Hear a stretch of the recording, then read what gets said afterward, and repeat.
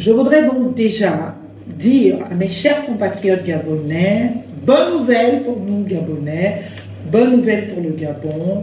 Eh bien, le Gabon réintègre les instances de l'Union africaine. Donc, les sanctions contre le Gabon, après 20 mois, ont été levées ce jour, eh bien, 30 avril 2025. Donc, on applaudit pour nous-mêmes, on applaudit pour le Gabon, on applaudit pour notre retour, bien évidemment, dans les instances internationales. Bon retour au Gabon, bien évidemment, tout cela présage. Donc, on va considérer qu'aujourd'hui, 30 avril, le Gabon est bien évidemment de retour à l'ordre constitutionnel. Parce que pour rétablir le Gabon, Libreville, les institutions de la République gabonaise, eh bien, dans le concert des nations, notamment au niveau africain, communautaire, eh bien, cela signifie que nous sommes en plein dans le retour à l'ordre constitutionnel. Eh bien, on peut espérer qu'il n'y ait plus de torture, il n'y ait plus de privation de liberté, il n'y ait plus tout ce que nous avons peut-être pu subir pendant la période de transition qui, justement, se justifiait par l'exceptionnalité de la période que nous traversions. Donc, félicitations au Gabon, félicitations aux Gabonais, et nous voilà sortis de la transition. Je l'ai dit, eh bien, je voudrais aujourd'hui, très sincèrement, chers compatriotes, au-delà, naturellement, de constater et de me réjouir, naturellement, du retour à l'ordre constitutionnel, parce que, naturellement, on s'y retrouve un peu plus protégé, on s'y retrouve un peu plus de droits qu'autre chose. Il vous souviendra que j'étais l'une des rares Gabonaises à souhaiter que la transition ne s'éternise pas au Gabon, à souhaiter même que la transition, je l'avais dit, fasse moins de 2 ans au Gabon. Et j'étais intervenue à la télévision Télé Africa le 2 septembre 2023, juste après le coup d'État, et je participais donc à un débat, à un plateau télé, sur justement ce qui venait de nous tomber sur la tête, sur la transition au Gabon. Et je demandais justement que notre transition n'aille pas au-delà de 2 ans. Et je demandais même que le délai de transition au Gabon, eh bien, soit de maximum, bien évidemment, 2 ans, sinon moins de 2 ans. J'estimais que le Gabon n'étant pas un pays en crise, le Gabon n'étant pas un pays, j'ai envie de dire, en guerre, de terrorisme, rien ne justifiait une transition au-delà de 2 ans et que très vite, si l'on s'en tenait qu'à l'objectif de restauration des institutions, bien évidemment assignées au départ de cette transition, eh bien les 2 années suffisaient, sinon moins, 1 année était suffisante pour évacuer bien évidemment le dossier et assainir un peu l'environnement juridique de nos institutions et permettre à celles-ci de recouvrer un peu de toute leur beauté, de toute leur puissance et de leur dignité. Chers compatriotes, chers miens, chers Africains, oui, je me permets de m'adresser aux Africains aujourd'hui, au-delà, bien évidemment, de parler du Gabon, parce que cela fait quasiment 20 mois que je ne parle plus de l'Afrique. Je me permettais de donner mon avis sur tout ce qui se passait en Afrique, sur ce qui se passait dans les pays du Sahel. Je pense que j'ai été l'une des plus critiques, eh bien, des coups d'État en Afrique, avant que cela ne nous arrive au Gabon. J'ai condamné avec une énergie de désespoir, eh bien, les coups d'État dans tous les pays du Sahel. J'ai condamné avec une énergie de désespoir, eh bien, tous les présidents à qui je présente mes excuses aujourd'hui.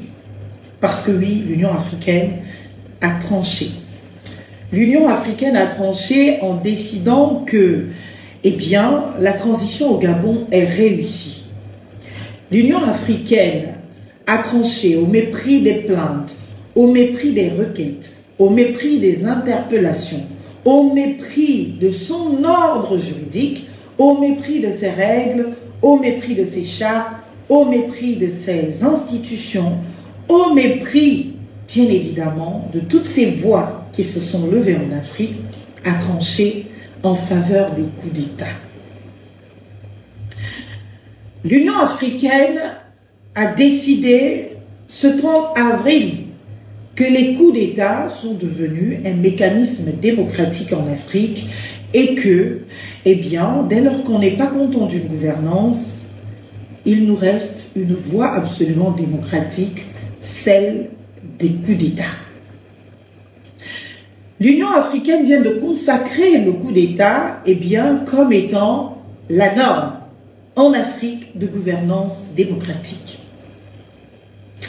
C'est pour cela que je présente mes excuses à tous ces présidents que j'ai condamnés, que j'ai critiqués,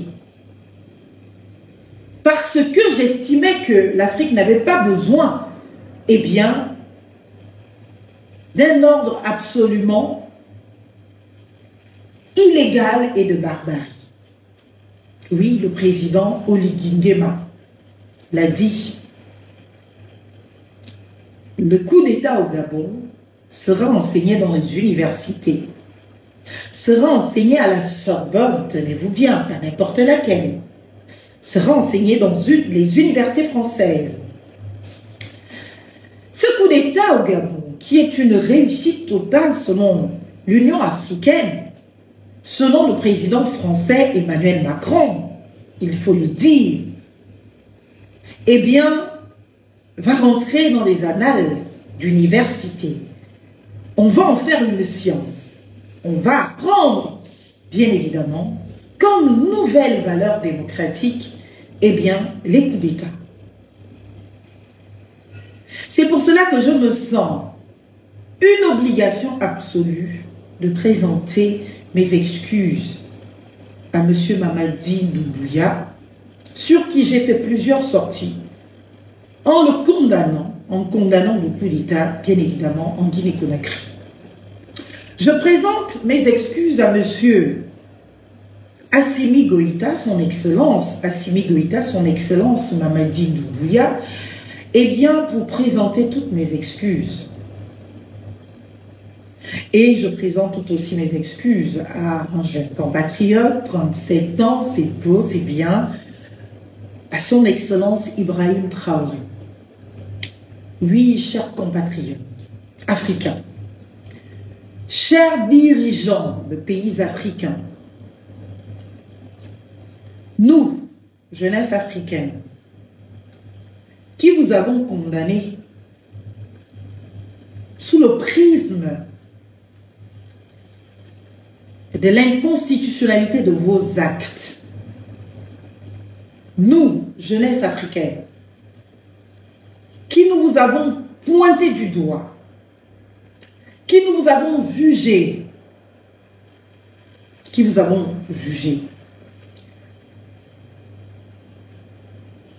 avons à vous demander des excuses.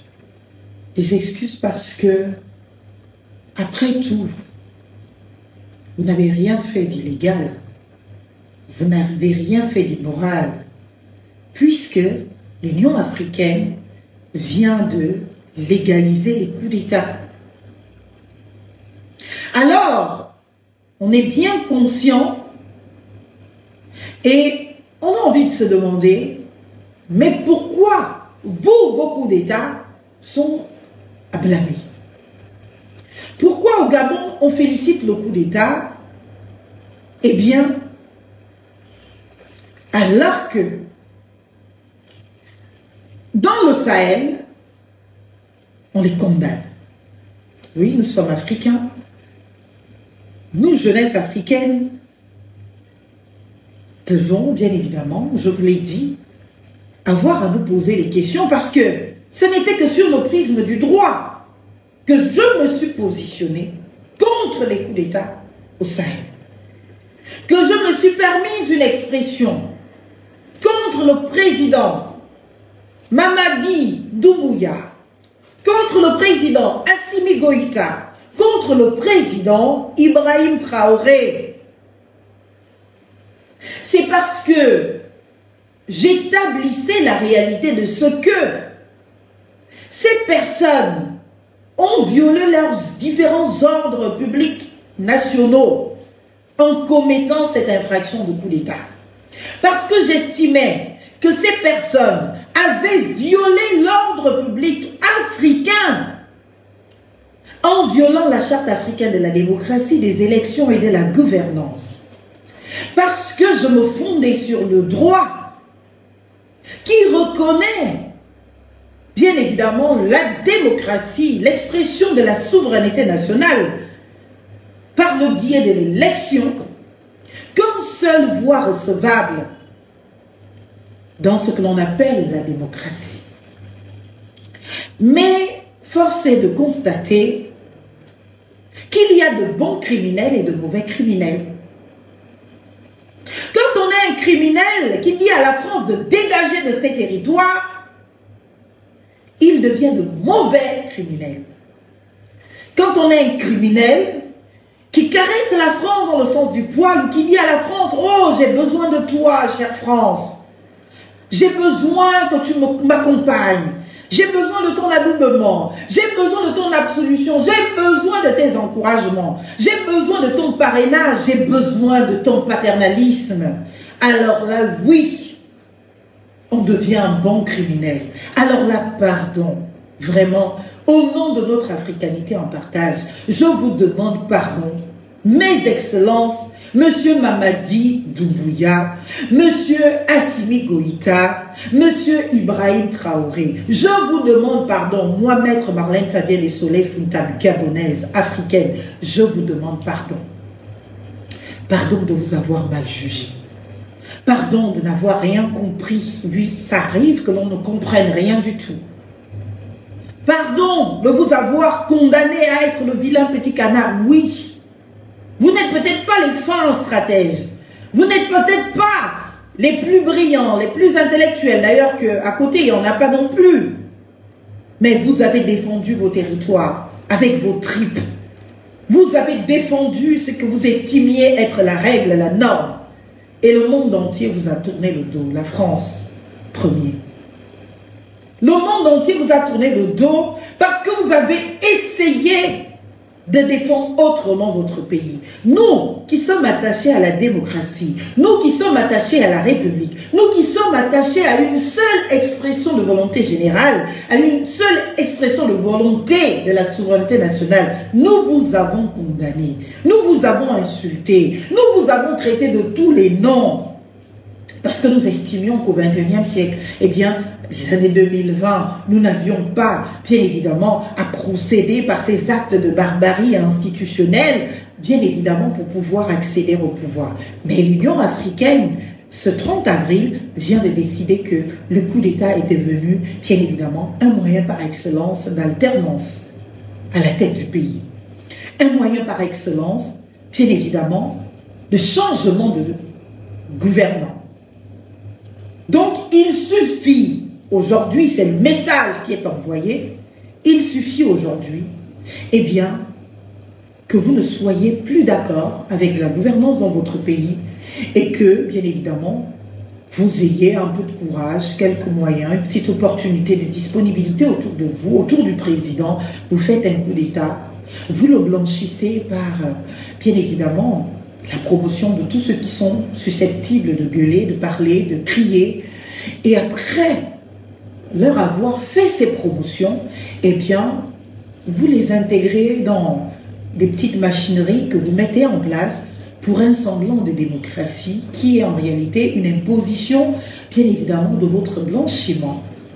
Et vous invitez aux premières loges l'Union africaine, ses instances, ses institutions, vous les invitez pour que, bien évidemment, ils viennent être à la caution, eh bien, blanchiment de votre forfait et votre forfaiture.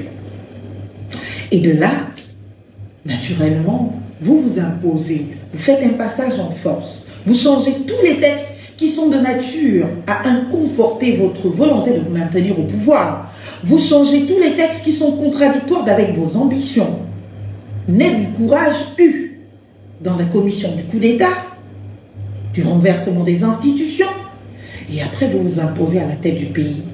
Et puis, cerise sur le gâteau, eh bien, l'Union africaine, au travers de ses instances, vient naturellement, adoubé tout cela en faisant la promotion, justement, de cette manière de faire, de cette manière de fonctionner et de cette manière d'être. Chers compatriotes, oui, je vous demande pardon. Pardon d'avoir cru en la démocratie. Pardon d'avoir cru qu'il était possible que les instances internationales respectent ne serait-ce que leur propre texte. Mais force est de constater que c'est à la tête du client. Plus le client est docile, plus le client est malléable, plus le client tient un discours paternaliste avec, eh bien, la France, avec quelques autres puissances internationales, plus ce client-là, naturellement, est à protéger. Et tout le monde se déploie pour assurer son adoubement. Tout le monde se déploie pour blanchir son élection, son coup d'État. Mais si vous êtes un client qui revendique la souveraineté de votre peuple, qui revendique la souveraineté de votre État, qui dit à la France, chère France, oui, nous avons collaboré, nous avons été ensemble, mais je pense qu'il est venu le temps pour nous de prendre notre envol, de décider de faire avec qui on veut, comme on veut, quand on veut, eh bien, à ce client-là, on commence à lui trouver, bien évidemment, des griefs. On commence à trouver à ce dernier des véritables caractéristiques d'un coup d'État. On commence à trouver à ce dernier, bien évidemment, des raisons de ne pas l'accepter dans le concert des nations. Les raisons de l'exclure totalement. Les raisons de l'inconsidérer.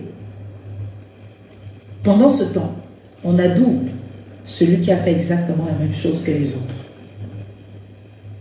Alors, le fait handicapant, le fait condamnable n'est plus le coup d'État, mais c'est l'attitude du putschiste vis-à-vis de la France et vis-à-vis de certaines autres puissances d'influence.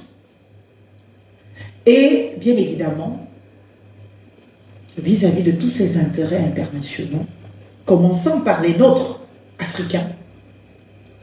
Et ce n'est que de là qu'on sait le bon putschiste du mauvais putschiste. Le bon putschiste, c'est celui qui continue ce que certains appellent peut-être abusivement, ou pas, la France-Afrique, au sens le plus répulsif qui soit, qui continue le lien paternaliste qui lie la France avec ses anciennes colonies, qui continue, bien évidemment, de chercher validation auprès de cette France pour exister, pour être reconnue de valeur. Et le très bon putschiste, le bon putschiste, c'est celui-là donc qui dit lui amen, qui est prêt à payer tout pour sa validation, pour son adoubement, pour son accompagnement, pour son blanchiment du crime. Oui, le coup d'État est un crime, jusqu'à preuve du contraire. Mais l'Union africaine a décidé, ce 30 avril, que c'est un crime excusable à la tête du client.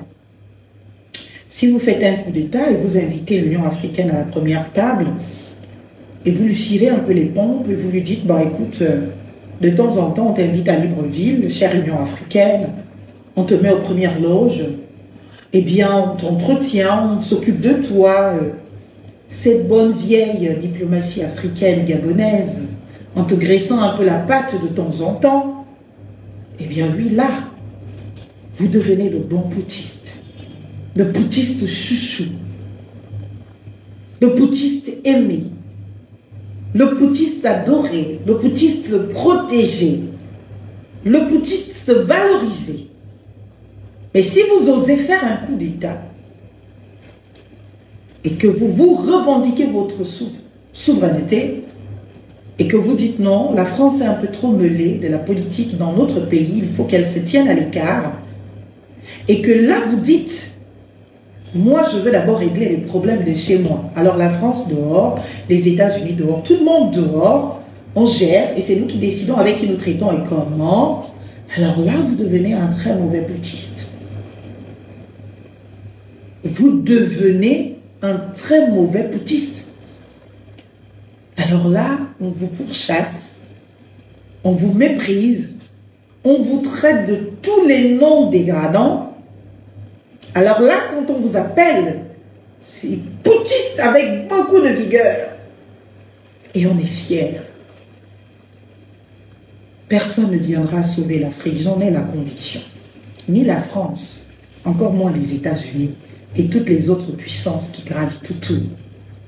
L'Afrique va changer quand les Africains auront décidé de changer. Mais pour que l'Afrique change, il faut qu'il y ait des Africains valeureux qui aiment profondément l'Afrique, qui sont conscients de ce que nous n'aurons de salut que dans de véritables démocraties et non pas celles-là, bien évidemment, qui sont devenues des usines à blanchiment de crimes, des usines à blanchiment de coups d'État, des usines à blanchiment, bien évidemment, du non-droit. Chères Excellences, pardonnez-moi.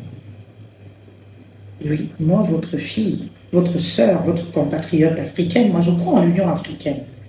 Mais pas celle-là, qui est injuste, parce que la justice aussi, c'est de dire que si on a décidé que le coup d'État est une valeur, que les putschistes du Sahel aiment naturellement la France, veulent de la France ou de cette communauté internationale parfois très oppressante ou pas, on doit pouvoir blanchir tous les coups d'État. Donc ce n'est pas à la tête du client. Soit on décide que le coup d'État ce n'est pas une valeur, le coup d'État ce n'est pas une bonne chose, le coup d'État nous n'avons pas à le promouvoir, et là on condamne tous les coups d'État avec la dernière énergie. Voilà donc comment la France, oui, je cite la France, parce que elle était impliquée dans ce processus de blanchiment du coup d'État au Gabon. Elle a joué de son influence à la faveur du putschiste gabonais, à qui cette France, au travers de son président, eh bien, trouve beaucoup de valeurs, d'intérêt. Il y a eu une élection libre au Gabon. Parole d'Emmanuel Macron. Si, au-delà de toutes les observations, de toutes les revendications, de toutes les dénonciations, eh bien cette France s'est montrée de complicité, je l'entends, c'est tout à son honneur, mais ce n'est pas à l'honneur du Gabon, ce n'est pas à l'honneur de l'Afrique. Et je le respecte. Moi, à la place de la France, j'aurais fait pareil. Et là, je ne reproche pas du tout à la France son positionnement. Alors là, détrompez-vous. La France a fait exactement ce qu'elle aurait dû faire. La France est déguerpie de l'Afrique, qu'on veuille se voiler le visage ou pas, c'est la réalité, c'est un fait. La France n'allait pas accepter de perdre le Gabon. La France n'allait pas accepter de se mettre à dos les putschistes gabonais. La France n'allait pas accepter de recevoir cette gifle dans le continent africain du Gabon. Donc elle n'allait pas courir le risque de mépriser les putschistes gabonais, de fermer l'oreille aux putschistes gabonais, d'écouter les putschistes gabonais. Oui, la France défend ses intérêts. Et moi, en tant que souverainiste gabonaise, moi, défendant mon pays, le Gabon, je ne peux pas attendre de la France qu'elle défende mes intérêts en tant que Gabon, qu'elle défende l'état de droit au Gabon. La France défendra toujours l'état de droit dans son pays, la France. Et la France collaborera, même avec la pire personne qui soit, pour préserver ses intérêts. Et c'est tout à son honneur. Et je ne peux pas condamner cette France de ce fait. Parce que venir à condamner la France, attendre que la France se comporte comme un bon père de famille avec le Gabon, c'est paternaliser la relation avec la France. c'est subordonner le Gabon. Et c'est soumettre le Gabon, les Gabonais et les autorités gabonaises devant la France. Ce n'est pas cela, mon combat.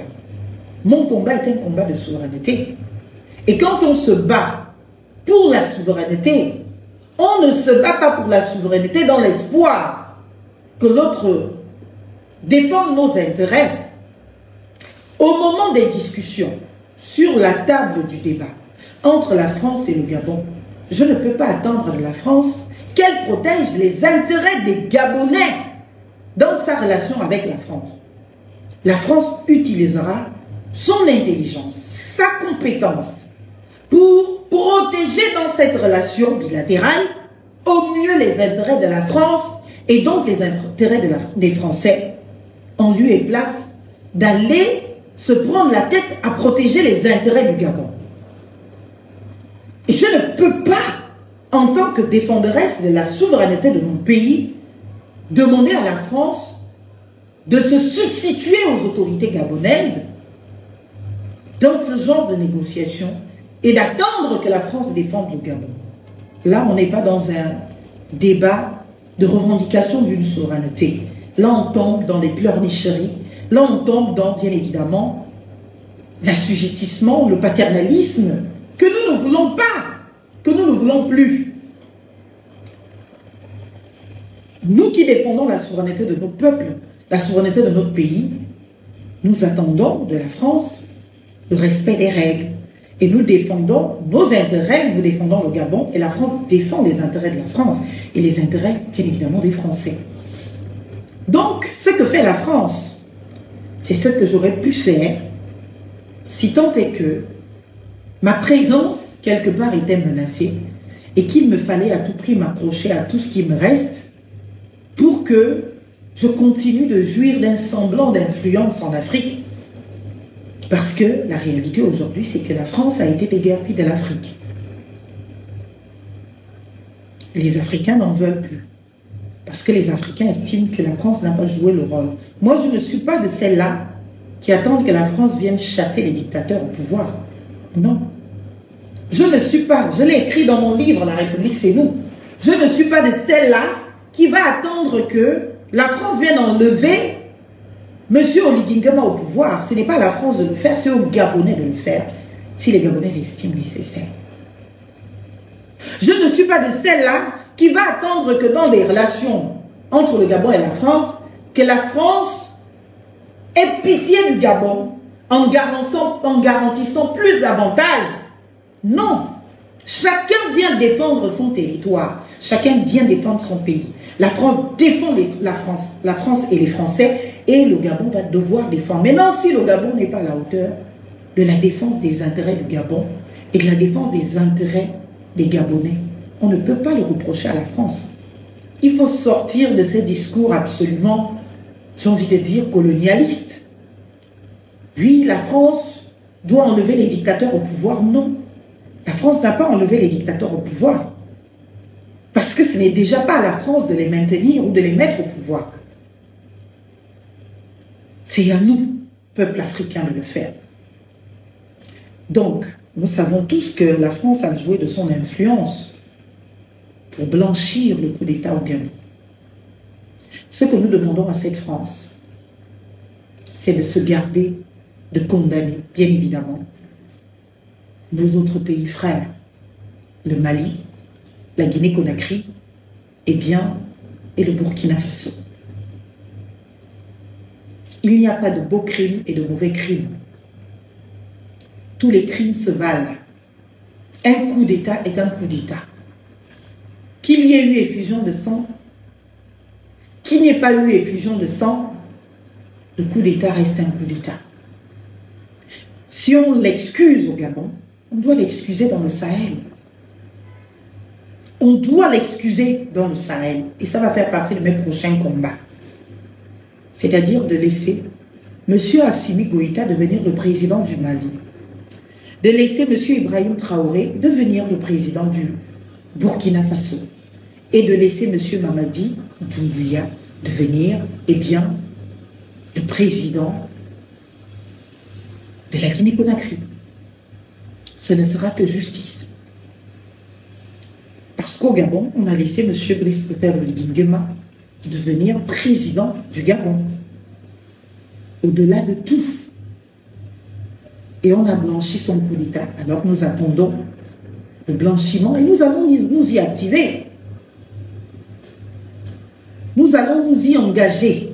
En tout cas, depuis un an, j'ai pris l'engagement de ne plus parler d'autres pays. De ne plus parler d'Afrique, de ne plus parler des... Avant, c'était mon actualité. Sur ma page qui a été supprimée. Est-ce que vous comprenez? Dès que le coup d'État est arrivé au Gabon, je me la suis bouclée sur l'Afrique et sur... J'ai même arrêté de regarder ce qui se passait chez les autres. Parce que j'ai estimé que ce qui se passe chez les autres là, était aussi ce qui se passait chez moi. Et qu'il fallait que je concentre mon énergie chez moi. Maintenant, la transition chez moi est finie.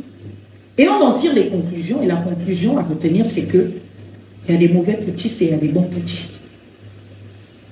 Si vous êtes un putschiste qui dit à la France, discutons d'égal à égal, respectons-nous, vous commencez à être le mauvais putschiste. Si vous allez encore loin, vous dites la France, vous sortez de chez nous, vous devenez encore le pire putschiste. Et vous devenez le putschiste à abattre. Le putschiste à ne pas reconnaître. Le putschiste à ne pas inviter sur, bien évidemment, des tapis rouges. Le putschiste à mépriser. Mais, si vous êtes un putschiste qui rassure la France, qui rassure les intérêts que certains appelleraient impérialistes, alors là, vous devenez un putschiste d'intérêt. Alors là, vous devenez le putschiste à accompagner. Et le monde entier peut se réunir pour vous blanchir. Le monde entier peut se réunir pour dire que vous êtes la meilleure chose qui soit arrivée en Afrique. Alors oui, je vous le déclare aujourd'hui, Monsieur Mamadi Doumbouya, pardon, chers compatriotes africains. Monsieur Assimi Goïta, pardon, Coco, pardon. Monsieur Ibrahim Traoré, pardon. Je vous présente mes excuses de vous avoir un jour condamné, de vous avoir un jour jugé, de vous avoir un jour méprisé. Je vous demande pardon. Pardon parce que, comme on dit, la plus belle femme du monde ne peut donner que ce qu'elle a. Vous avez fait et vous avez donné ce que vous avez estimé être juste. Est-ce que vous comprenez? Je vous demande pardon. Et je vais veiller à ce que vous tous là, les trois là, vous soyez les prochains présidents de vos différents pays. Et l'Union africaine doit vous y accompagner et reconnaître votre victoire et venir à vos investitures et vous permettre de sortir de vos états de transition interminables. Parce que, pour ne parler que du Mali, ça fait plus de 5 ans aujourd'hui, depuis 2020, que le Mali vit sous transition. Il y a eu un premier putschiste à qui on a fait un coup d'État, donc le dernier Assimi Goïta. Cela fait aujourd'hui 3 ans et 11 mois, bientôt 4 ans, qu'Assimi Goïta est au pouvoir, sous transition. Pour ce qui est d'Ibrahim Traoré, cela fait aujourd'hui 2 ans et 7 mois, presque 3 ans, que ce dernier est au pouvoir, et bien depuis le 30 septembre 2022. Et là encore aussi, sous transition. Lui aussi, bien évidemment, il a fait un coup d'État à un autre d'Amiba.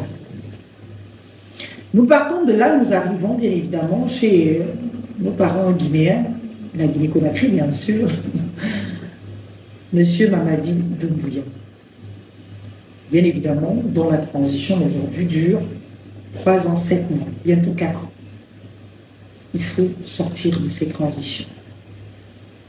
Vous avez déjà un mécanisme, un précédent, une jurisprudence de blanchiment de coup d'État et d'absolution. Et vous pouvez l'utiliser, la jurisprudence Gabon va vous délivrer. de toutes les poursuites des instances internationales, commençant par l'Union africaine. Nous allons continuer d'épuiser cette Union africaine.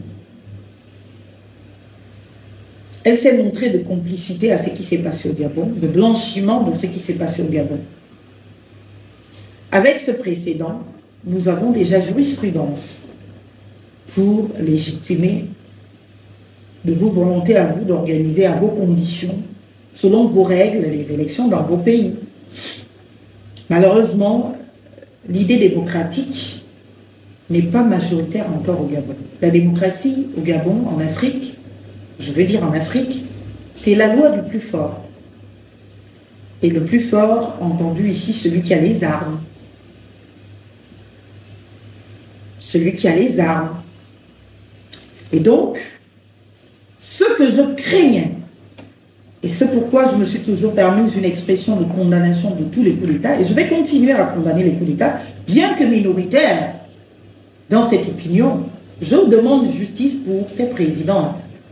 Monsieur Mamadi Doumbouya, Monsieur Assimi Goïta et Monsieur Ibrahim Traoré. Je demande justice pour eux.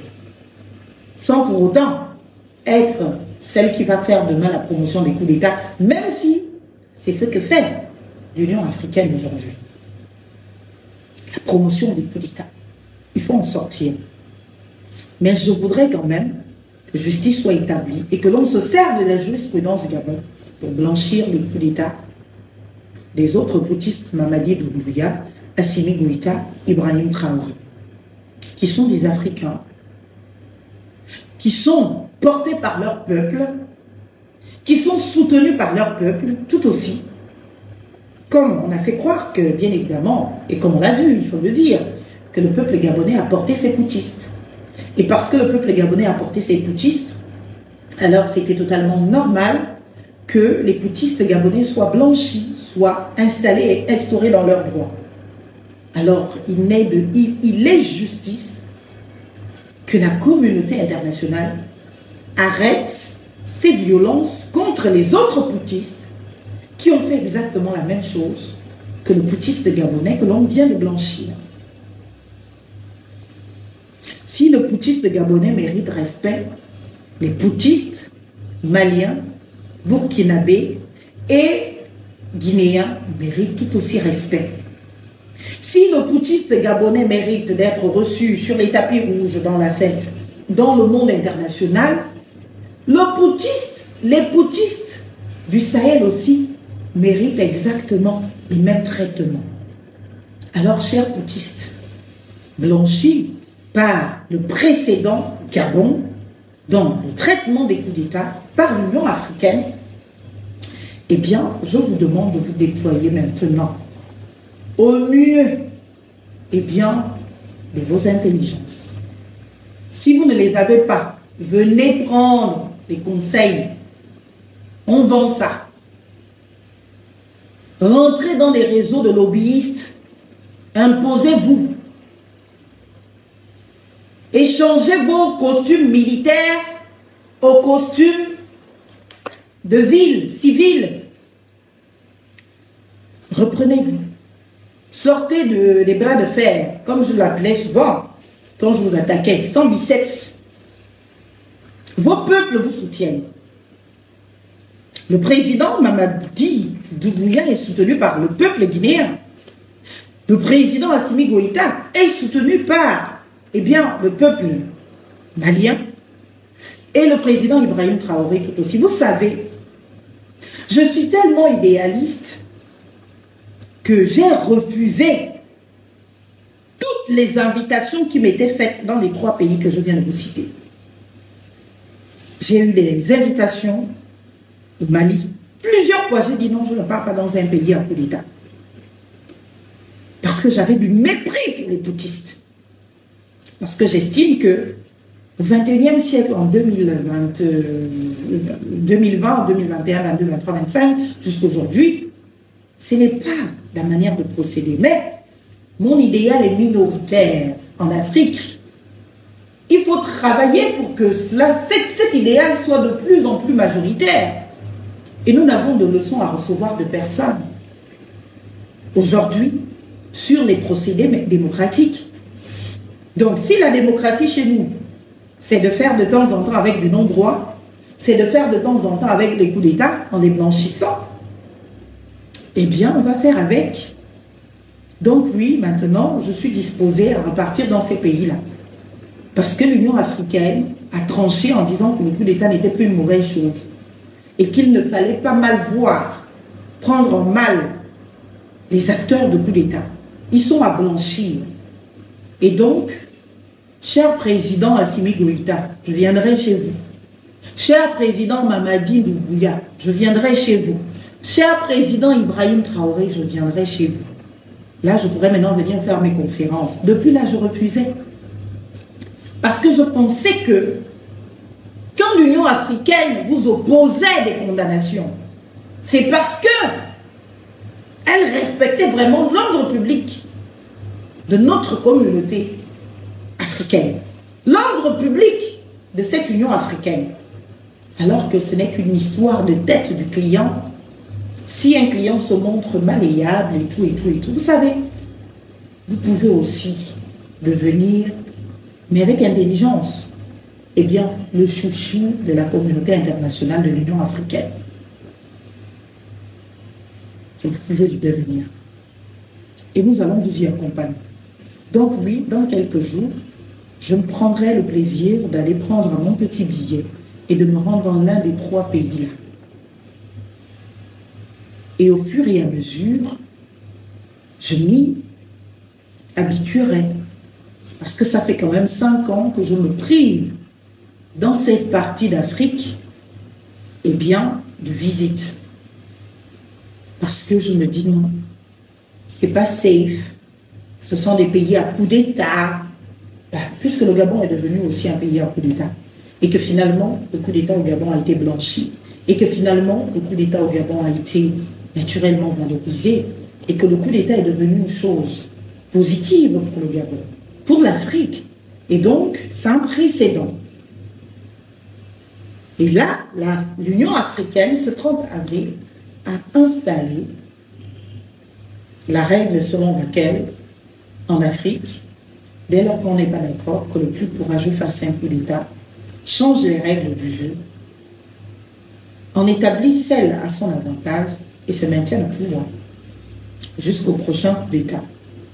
Et que la voie par excellence d'une expression démocratique en Afrique aujourd'hui est devenue le coup d'État, la barbarie, la force. Donc oui, en tant que Gabonaise, naturellement, je suis contente que nous sortions de la période de transition. Je l'ai souhaité, je l'ai prédit, c'est arrivé comme je l'ai décidé, enfin, comme je l'ai voulu. Donc je suis contente de sortir, bien évidemment, de la période de transition et de retrouver notre pays dans la pleine jouissance de toutes ses capacités pour le plus grand bonheur des Gabonais que nous sommes tous. Mais je ne peux pas me réjouir sans penser à mes autres frères africains, au peuple malien,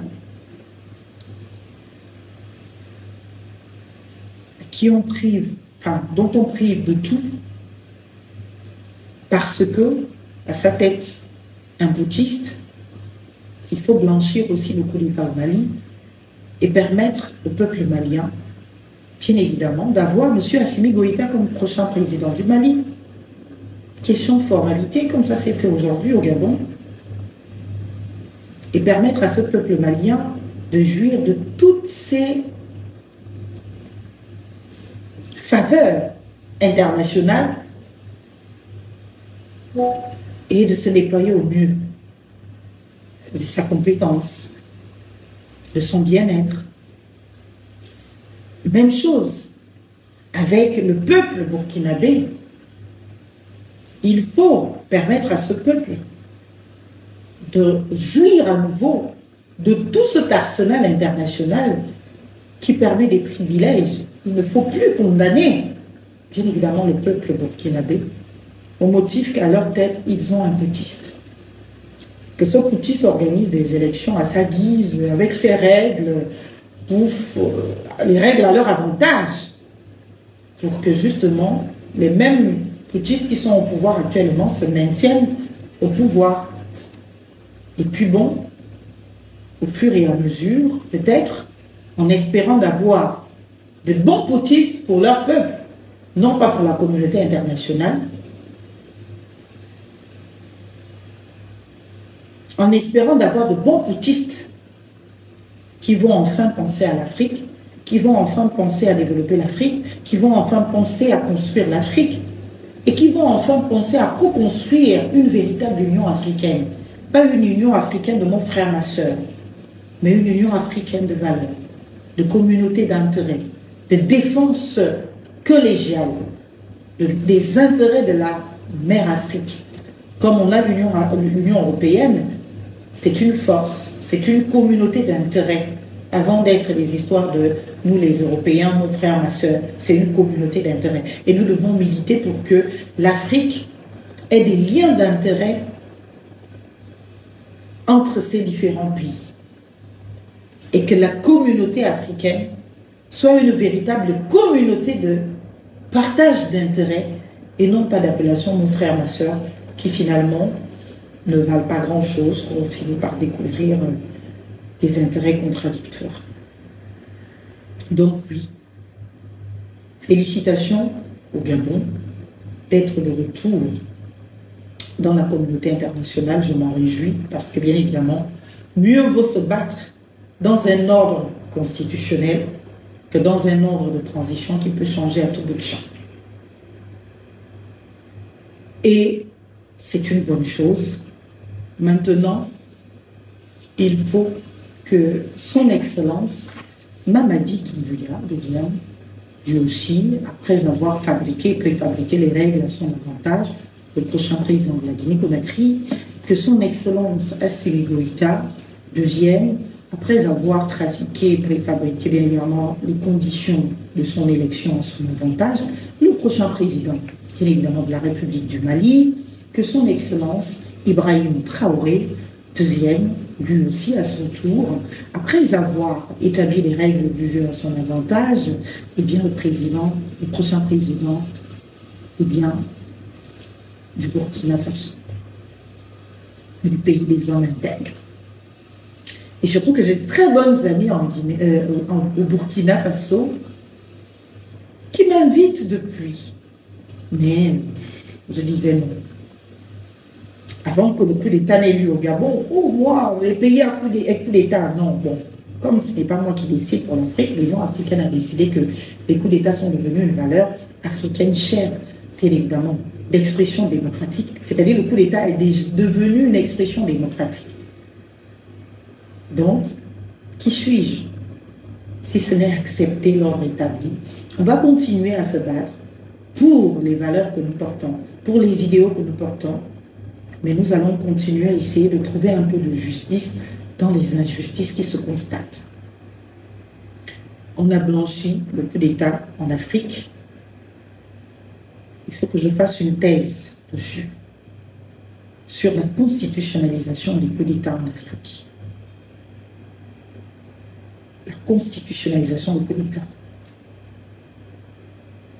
Donc, comme on dit, on est là pour apprendre, on est là pour grandir. Pour toutes les expressions que j'ai eues, dures, pour toutes les expressions de condamnation que j'ai eues à l'égard de mes chers compatriotes, président, excellence, oui. Un président, on l'appelle excellence quand c'est un président d'un pays étranger. Le président du Gabon, moi, Gabonais, je ne peux pas l'appeler excellence parce que c'est monsieur le président, point. Mais un citoyen d'un État étranger doit appeler le président du Gabon son excellence. Ce n'est qu'à cette condition que le titre excellence est dévolu au président en matière d'extranéité. Mais un compatriote qui s'adresse à son président, c'est monsieur le président, il n'y a pas son excellence, monsieur le président.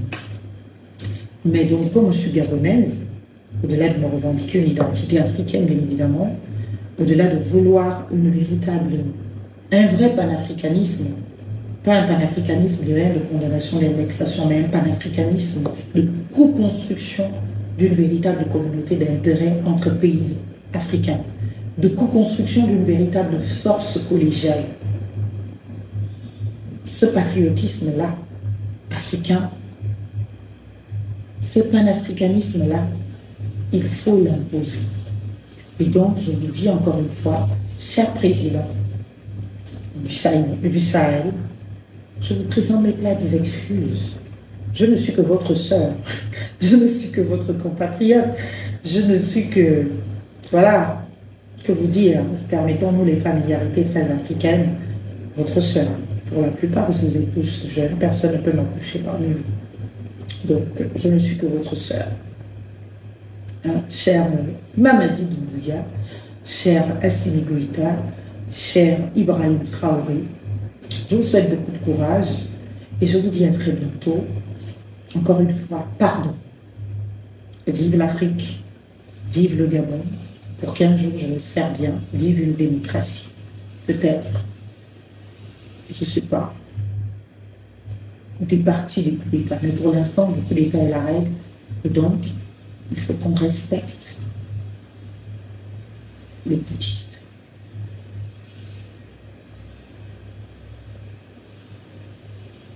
Voilà. Au Gabon, on a tout oublié. On peut organiser une élection, quelqu'un gagne, on dit non, on fait un coup d'État et puis on blanchit ça. Ça n'a jamais existé au Gabon. 2006, il n'y a pas eu d'élection. 2023, il n'y a pas eu d'élection présidentielle au Gabon. Tout cela, ça fait partie du passé. Mais le coup d'État, il est fait après une élection. C'est un coup d'État fait à la démocratie. Après, la communauté internationale nous dit le coup d'État est devenu un élément démocratique. Il suffit de le blanchir et que celui qui s'est imposé à la tête d'un pays change les règles du jeu à son avantage, s'impose. Et puis voilà, on blanchit, on félicite, on dresse le tapis rouge et puis on fait des félicitations. Et voilà ce qui va se passer ici, dans quelques jours au Gabon. Je vous aime, je vous dis à très bientôt. Mes prochains voyages là, je vais maintenant me déployer dans les pays du Sahel parce que je suis très aimée là-bas. Même si ça fait presque 2 ans, ça fait 20 mois que mes amis du Sahel ne me voient pas. Parce que, asphyxiés par ce qui se passe au Gabon, ne parlons que de ce qui se passe au Gabon, j'ai oublié mes frères. Vous savez, quand ta maison brûle, il faut d'abord essayer d'éteindre le feu chez toi avant de courir, vouloir éteindre le feu du voisin. Parce que si tu fais en même temps, tu veux éteindre le feu chez toi, tu veux éteindre le feu du voisin, et bien tu as de gros risques que les 2 maisons brûlent et que finalement tu ne sauves personne. Donc je me suis concentrée sur le Gabon parce que ma maison brûlait. Maintenant qu'on me dit que nous sommes déjà sortis, bien évidemment, de cet incendie, que la maison ne brûle plus, tout est parfait, tout est bien. Donc, même si on est venu éteindre le feu avec l'essence, ce qui compte, c'est que le résultat final soit que le feu ne soit plus. Peu importe ce que l'essence a embrasé, bien évidemment, en essayant d'éteindre le feu avec l'essence, ce qui compte, c'est le résultat final. Et devant ce résultat final, je dis, bien évidemment, il faut maintenant la justice pour vous, autres pays africains qui traversez des transitions. J'espère qu'il n'y aura personne. Alors là, tous on va monter au créneau pour, bien évidemment, vous défendre, pour vous protéger en utilisant nos petites voix, pour dire que lui, M. Mamadi Doumbouya, mérite le respect parce que son peuple l'a mis là, son peuple l'accepte, son peuple l'encourage. Il mérite respect, il mérite considération. C'est un président comme Emmanuel Macron en est, bien évidemment, pour la France. C'est ce que dit la jurisprudence Union africaine. Monsieur Assimi Goïta est un président que l'on doit respecter tout aussi parce que, bien évidemment, l'Union africaine en a décidé ainsi. Tout comme M. Ibrahim Traoré. Alors vive l'Afrique, vive le Gabon, et que nos voix continuent de se porter, et j'espère que de plus en plus, bien évidemment, les idées que nous portons l'emporteront. Mais comme ce n'est pas encore le cas aujourd'hui, on ne va pas arrêter le combat, on ne va pas arrêter de nous battre, on ne va pas arrêter de défendre la République, de défendre la démocratie, mais bien évidemment, on va le faire avec beaucoup plus de recul, de détente, comment on appelle, de bienveillance, et de dire que oui, il faut peut-être accompagner certains de nos compatriotes. Et j'avoue que très longtemps, je suis restée fermée à l'idée de fondre dans certaines choses. Oui, maintenant, je peux revenir dans vos pays. Messieurs les présidents, à très bientôt. Je vous dis, portez-vous bien. Vive le Gabon. De retour à l'ordre constitutionnel pour que vive la République. Je vous remercie. Ciao.